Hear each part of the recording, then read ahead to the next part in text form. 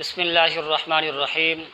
محترم ناظرین، میں ہوں محمد ابو بکر صدیق اور آپ دیکھ رہے ہیں میرا یوٹیوب چینل صدیقی آفیشیل۔ محترم ناظرین، سب سے پہلے آپ یہ ویڈیو ملاحظہ فرمائیں، پھر ہم اس پر کچھ بات کرتے ہیں۔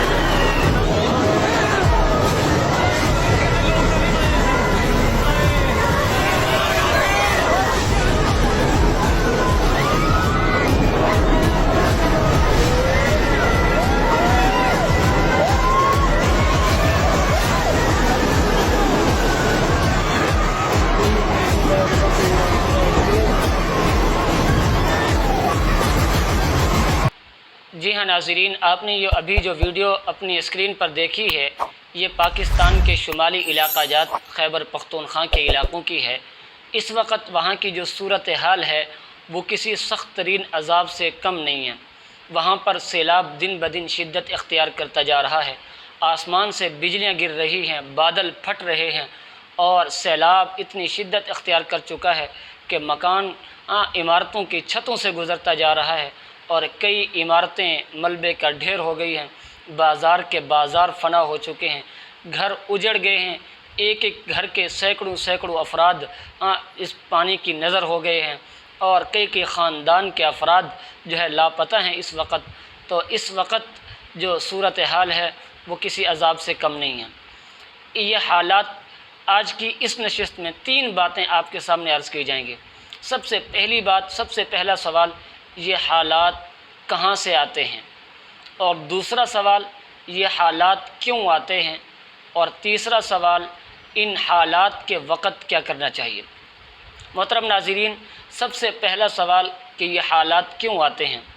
جی ہاں ناظرین، ہم سب مسلمان ہیں اور ہمارا اللہ کی ذات پر یقین ہے، اور ہمارا یہ عقیدہ اور نظریہ اور ایمان ہے کہ جو کچھ بھی ہوتا ہے وہ اللہ کی مرضی اور اللہ کے ارادے کے ساتھ ہوتا ہے۔ جیسا اللہ چاہتا ہے ویسا ہوتا ہے۔ اللہ کی مرضی اور اللہ کے حکم اور ارادے کے بغیر درخت کا ایک پتا بھی حرکت نہیں کر سکتا۔ تو اس طرح کے جو حالات پیش آ رہے ہیں یہ اللہ کی طرف سے ہیں۔ باقی یہ دوسرا سوال کہ یہ حالات کیوں پیش آتے ہیں۔ یہ حالات اس لیے پیش آتے ہیں کہ ان کے بے شمار اسباب اور عوامل ہیں۔ ظاہری اسباب جو سائنسدان اور ماہرین فلکیات بیان کرتے ہیں، ان ظاہری اسباب سے بھی ہمیں کوئی اختلاف نہیں ہے۔ اس کے ظاہری اسباب جو وہ بیان کرتے ہیں معقول طریقے سے، وہ سارے کے سارے ٹھیک ہیں، ہم مانتے ہیں، ہمارا کوئی اختلاف نہیں۔ لیکن ان ظاہری اسباب کے ساتھ ساتھ انسان کو باطنی اسباب پر بھی نظر کرنی چاہیے کہ اس طرح کے حالات کیوں آتے ہیں۔ اگر ہم قرآن پاک کا مطالعہ کریں تو قرآن پاک کی تعلیمات ہمیں یہ بتلاتی ہیں کہ اس طرح کی آفتیں، اس طرح کے حالات گزشتہ جن قوموں پر آئے ہیں، ان پر اللہ کی نافرمانی کی وجہ سے اللہ نے اپنے غضب کا اور غصے کا اظہار کرتے ہوئے، ناراضگی کا اظہار کرتے ہوئے ان پر اس طرح کے حالات اللہ نے ڈالے۔ کبھی ان پر آندھیاں آئیں، کبھی آسمان سے پتھر برسے، اور کبھی زلزلے آئے، اور کبھی سیلاب اور پانی آئے۔ تو یہ سارے حالات ان گزشتہ قوموں کو اللہ کی ناراضگی کی سزا کے طور پر دکھلائے گئے۔ تو ہمیں بھی ان چیزوں پر غور کرنا چاہیے۔ جہاں ہم نے ظاہری اسباب کو دیکھنا ہے، وہاں ہم نے باطنی اسباب پر بھی نظر کرنی ہے۔ اس حوالے سے جناب نبی کریم صلی اللہ علیہ وسلم نے بے شمار احادیث میں قیامت کی جو علامات اور نشانیاں بتلائی ہیں، ان علامات اور نشانیوں کو بھی ہمیں نظر انداز نہیں کرنا چاہیے، ان کو بھی پڑھنا چاہیے، دیکھنا چاہیے، سمجھنا چاہیے، اور ان پر عمل کرنا چاہیے۔ چنانچہ ترمذی شریف میں حضرت حذیفہ رضی اللہ تعالیٰ عنہ سے روایت ہے، وہ فرماتے ہیں کہ رحمت دو عالم صلی اللہ علیہ وسلم نے ارشاد فرمایا کہ تم امر بالمعروف کرتے رہو اور نہی عن المنکر کرتے رہو۔ اگر تم امر بالمعروف اور نہی عن المنکر چھوڑ دو گے تو اللہ کی طرف سے تم پر عذاب نازل ہوگا۔ پھر تم دعائیں مانگو گے تمہاری دعائیں قبول نہیں ہوں گی۔ تو آج دیکھیں ہم نے امر بالمعروف چھوڑا، نہیں عن المنکر کو چھوڑا، تو یہ اللہ کے عذاب ہمیں اپنی آنکھوں سے دکھائی دے رہے ہیں، اور ہم دعائیں کرتے ہیں ہماری دعائیں قبول نہیں ہوتی۔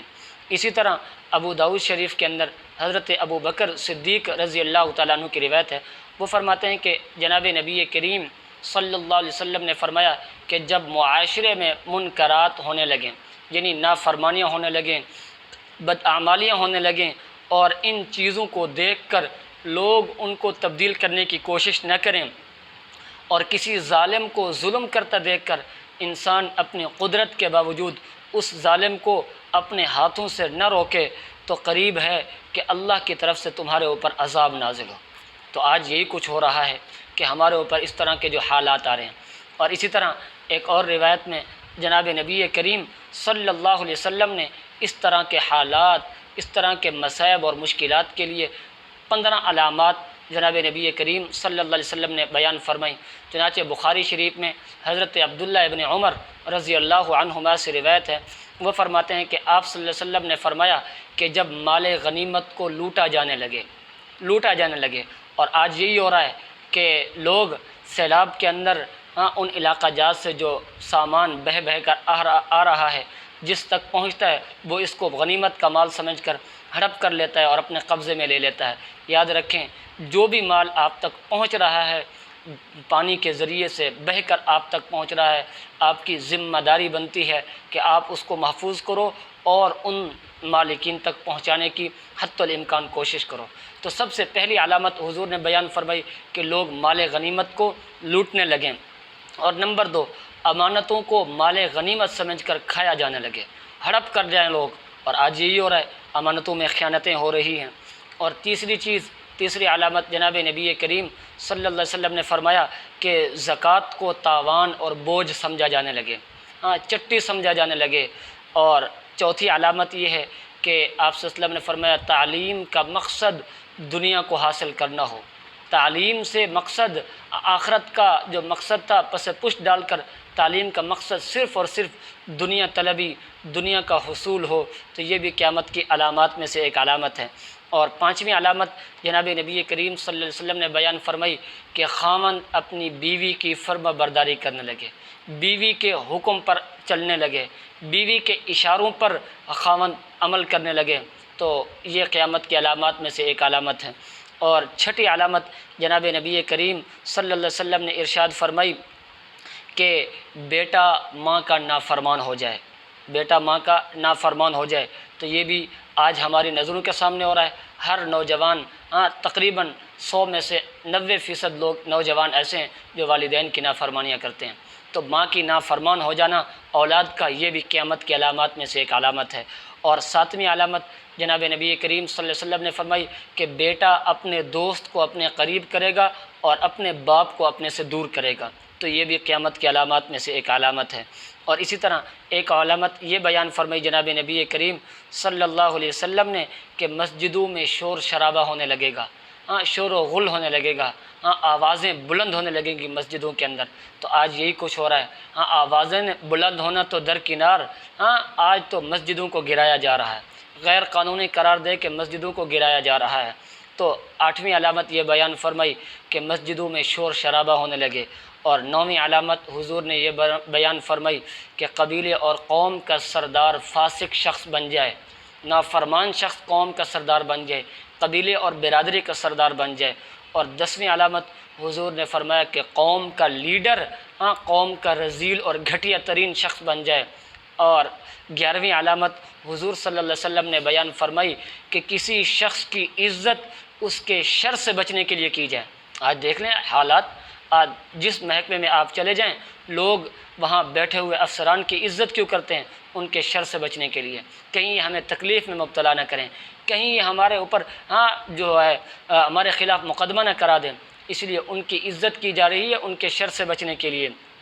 اور 12ویں علامت حضور نے بیان فرمائی کہ ناچنے والی عام ہو جائیں گی۔ آج دیکھ لیں ہر نوجوان لڑکی وہ ایکٹر کی طرح بننا چاہتی ہے، وہ چاہتی ہے کہ میں فلاں ایکٹر کو پسند کرتی ہوں، میں اس کی طرح بننا چاہتی ہوں، ہاں فلاں ناچنے والی کو میں پسند کرتی ہوں، ہاں میں اس کی طرح بننا چاہتی ہوں۔ تو یہ بھی قیامت کی علامات میں سے ایک علامت ہے کہ ناچنے والیاں عام ہو جائیں گی۔ اور 13ویں علامت یہ ہے کہ گانے بجانے کے جو آلات ہیں، موسیقی کے جو آلات ہیں وہ عام ہو جائیں گے۔ اور 14ویں علامت حضور نے بیان فرمائی کہ شراب پی جانی لگے گی، ہاں شراب عام ہو جائے گی۔ اور آج یہی ہو رہا ہے کہ جہاں مسجدوں کو گرانے کا حکم جاری کیا گیا، وہاں پر 5 سٹار ہوٹلوں کو شراب بیچنے کی اجازت حکومت وقت کی طرف سے دی گئی ہے۔ تو یہ شراب پی جانے لگے گی، یہ بھی قیامت کی علامات میں سے ایک علامت۔ اور حضور نے یہ بیان فرمایا کہ امت کے بعد والے لوگ پہلے لوگوں کو برا بھلا کہنے لگیں گے، اور آج یہی ہو رہا ہے۔ اہل علم طبقہ جو گزر چکے ہیں ان کو گالیاں دی جا رہی ہیں، اس سے ایک قدم آگے بڑھ کر صحابہ کرام کو طعن و تشنیع کی جا رہی ہے، ان کو گالیاں دی جا رہی ہیں۔ تو یہ بھی قیامت کی علامات میں سے ایک علامت ہے۔ تو حضور نے فرمایا کہ جب یہ کام ہونے لگیں، یہ جو 15 کام ہم نے گنے ہیں، اگر یہ کام ہونے لگیں تو پھر اللہ رب العزت کے محبوب پیغمبر نے فرمایا پھر خدا کی طرف سے عذاب کا انتظار کرو، خدا کی طرف سے عذاب کا انتظار کرو، جو سرخ آندھیوں، زلزلوں اور زمین میں دھسائے جانے اور شکلوں کے مسخ ہو جانے اور پتھروں کے برسنے کی صورت میں ظاہر ہوگا۔ اور آج ہم اپنی آنکھوں سے دیکھ رہے ہیں کہ کس طرح پانی کے ساتھ ساتھ پتھر، بھاری بھرکم پتھر بہہ رہے ہیں، لاشیں گر رہی ہیں، گاڑیاں بہہ رہی ہیں، مارکیٹیں اجڑ گئی ہیں، یہ سب کچھ اللہ کی طرف سے عذاب ہے۔ تو تیسرا سوال کہ ان حالات میں ہمیں کیا کرنا چاہیے؟ سب سے پہلا کام جو کرنا ہے وہ ہے توبہ اور استغفار۔ اپنے گناہوں کی ندامت سے اللہ سے توبہ کریں، استغفار کریں۔ اور دوسرا کام یہ ہے کہ جو لوگ اس مصیبت سے دوچار ہیں ان کی امداد کی جائے، جتنا ممکن ہو سکے ان کے ساتھ تعاون کیا جائے، بھائی چارگی کو فروغ دیا جائے۔ اور اسی طرح تیسرا کام ہم نے یہ کرنا ہے کہ جو لوگ اس سیلاب کی نظر ہو گئے ہیں، بہہ چکے ہیں یا شہید ہو چکے ہیں، ان کے درجات آخرت کے بلندی کے لیے دعا کی جائے، مغفرت کی دعا کی جائے، اور جتنا ممکن ہو سکے جو میسر آ سکے وہاں تک ان کو پہنچائیں، ان مصیبت زدہ لوگوں کو۔ اب جب یہ چیزیں بیان کی جاتی ہیں، اس طرح کے حالات آتے ہیں، تو عموماً لوگوں کے ذہنوں میں یہ سوال ہوتا ہے کہ جی بچوں کا کیا قصور تھا، جانوروں کا کیا قصور تھا، عورتوں کا کیا قصور تھا، یہ جو سیلاب کے اندر بہہ رہے ہیں، عذاب کے اندر مبتلا، ان کا کیا قصور ہے؟ یہ بھی آپ صلی اللہ علیہ وسلم نے احادیث کے اندر بیان فرما دیا کہ جب اس طرح کے عذاب آتے ہیں تو پھر پوچھا گیا کہ نیک لوگ بھی اس عذاب کے اندر مبتلا ہو جائیں گے؟ تو جناب نبی کریم صلی اللہ علیہ وسلم نے فرمایا، بخاری شریف کی روایت ہے کہ جب اللہ کی طرف سے عمومی عذاب آئے گا تو پھر بدکار لوگوں کے ساتھ نیک لوگ بھی اس عذاب کے اندر مبتلا ہو جائیں گے، نیک لوگ بھی بدکار لوگوں کے ساتھ عذاب میں مبتلا ہو جائیں گے، اور ان کو بھی عذاب سے دوچار ہونا پڑے گا۔ تو ان حالات کے پیش نظر ہمیں صلاۃ و استغفار کرنا چاہیے، مغفرت کی دعائیں مانگنی چاہیے، اللہ رب العزت کو منانا چاہیے، گڑ گڑا کر دعائیں کرنی چاہیے، اور ان کی مدد اور ان کے ساتھ تعاون کرنا چاہیے۔ جو دینی جماعتیں ان کے ساتھ معاونت کر رہی ہیں ان کے دستے بازو بن کر جتنا ممکن ہو سکے ان کے ساتھ تعاون کریں۔ اللہ رب العزت سے دعا ہے اللہ رب العزت ہم سب کو عمل کرنے کی توفیق نصیب فرمائے۔